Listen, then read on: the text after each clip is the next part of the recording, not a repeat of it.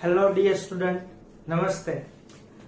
Last time हमने क्या study किया था भाई? तो लास्ट टाइम हमने सेल के बारे में थोड़ा बहुत ओवरव्यू लिया था, यानी कौन कौन से पोर्शन भाई?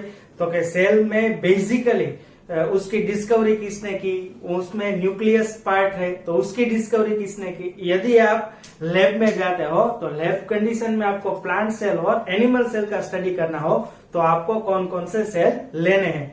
देन आफ्टर दी हमने क्या देखा था भाई? तो कि जो भी सेल है on the basis of cell organism को हमने दो कैटेगरी में डिवाइड किया था, unicellular and multicellular. Final उसके अलावा हमने सेल के ओवरव्यू देखा था। सेल के ओवरव्यू में हमने क्या देखा था भाई? तो कि वहां पर हमने पढ़ा था cytoplasm, then after the cell membrane and last में हमने देखा था सेल वॉल। क्लियर? तो अभी हमें कहा कौन सा पार्ट स्टडी करना है भाई?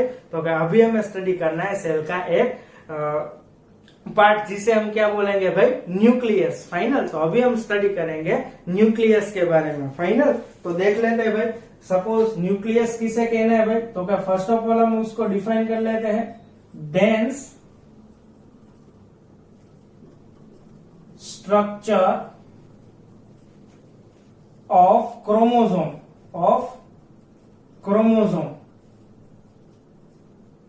in which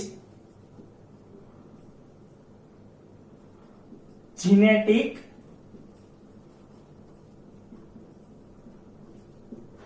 material present।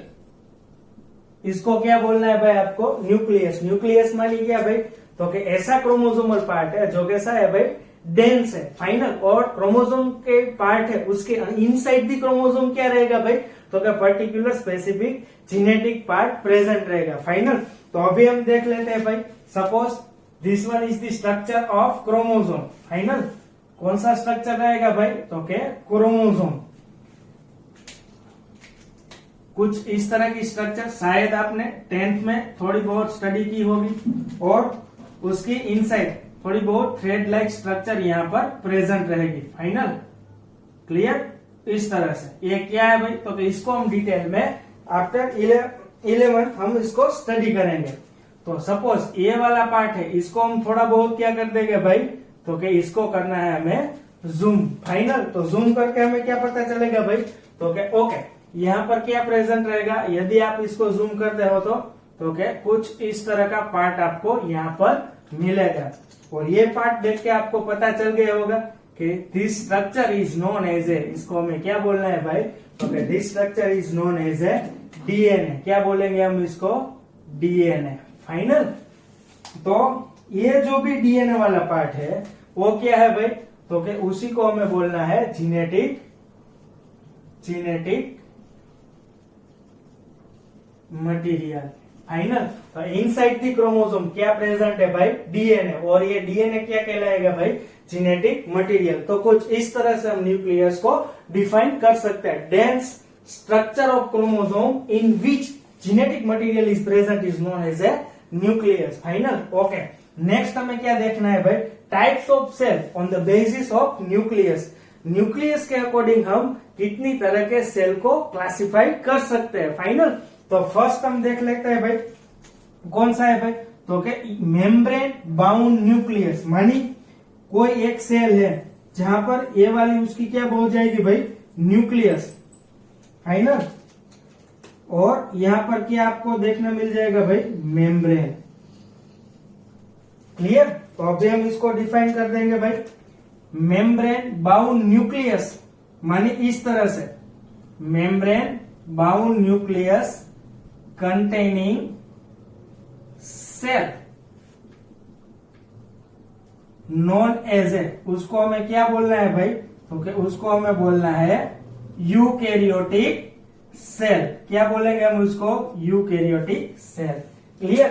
दूसरा आ जाएगा मेम्ब्रेन लेस न्यूक्लियस। फाइनल तो मानी सिर्फ यहां पर क्या होगा भाई? Only and only dense part, but periphery area में यहाँ पर मेम्ब्रेन कैसी रहेगी भाई? तो कि यहाँ पर मेम्ब्रेन एब्सेंट रहेगी। भाई यहाँ पर क्या होगा भाई? मेम्ब्रेन कैसी है भाई? प्रेजेंट। फाइनल मेम्ब्रेन लेस माने इस तरह का कोई न्यूक्लियस है तो इस तरह के सेल को हम डिफाइन करेंगे मेम्ब्रेन लेस न्यूक्लियस कंटेनिंग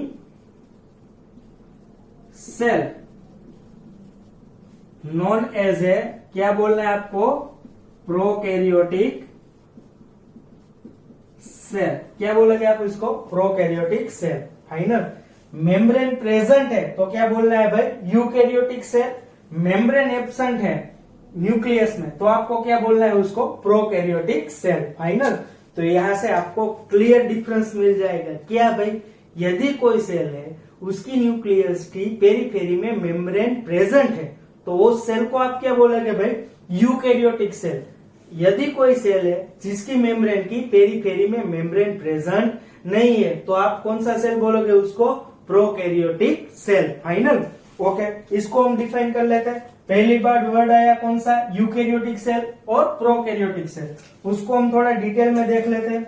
यहाँ पर लिखा हुआ है यू मानी क्या होगा भाई, ट्रू। एंड कैरियोटिक, कहां से वर्ड आया, कैरियोटा। कैरियोटा ग्रीक वर्ड है और कैरियोटा का मीनिंग क्या होगा भाई, न्यूक्लियस। क्या होगा, न्यूक्लियस। फाइनल। यहां पर देख लो, इसको सिंप्लीफाई करते हैं, प्रोकैरियोटिक सेल।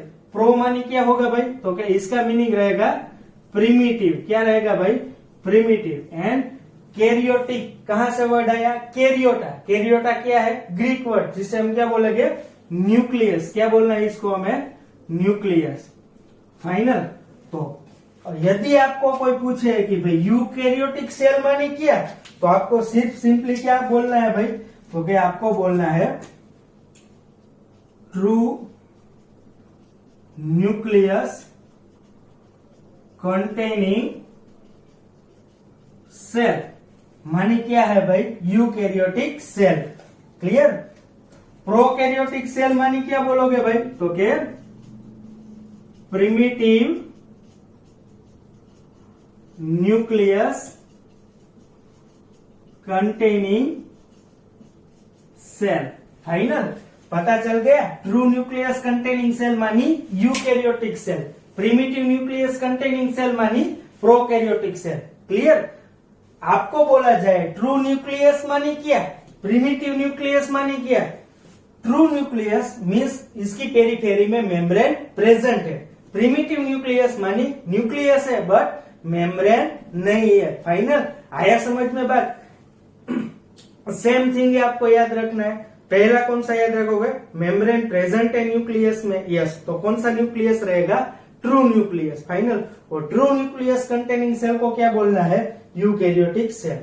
यहां पर आ जाओ, मेम्ब्रेन एब्सेंट है न्यूक्लियस में, यस, तो आपको कौन सा न्यूक्लियस बोलना है उसे, प्रिमिटिव। और प्रिमिटिव न्यूक्लियस कंटेनिंग सेल को क्या बोलोगे आप, prokaryotic cell. Clear. Okay.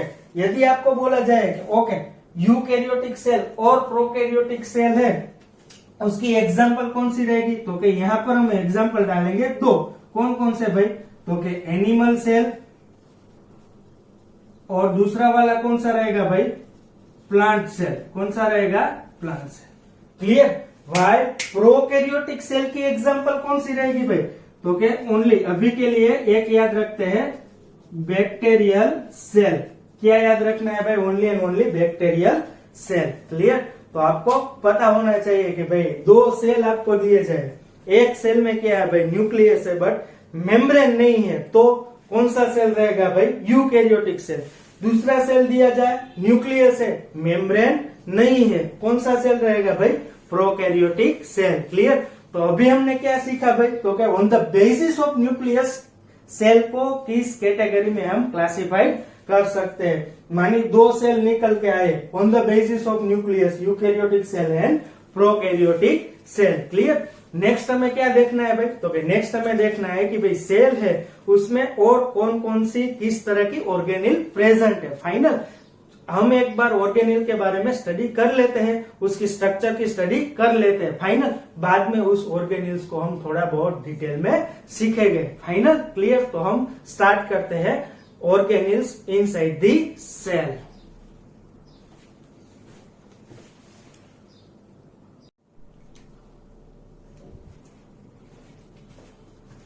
Okay student, अभी हमें क्या देखना है भाई, कौन कौन सी ऑर्गेनिल सेल में प्रेजेंट है। यानी आप सेल को स्टडी कर रहे हो, प्रैक्टिकल में, तो आपको कुछ इस तरह के ऑर्गेनिल यहाँ पर मिलेंगे। देख लेते हैं भाई कौन कौन सी ऑर्गेनिल्स है भाई। तो क्या सेल में एक तो रहती है भाई मिटोकॉन्ड्रिया,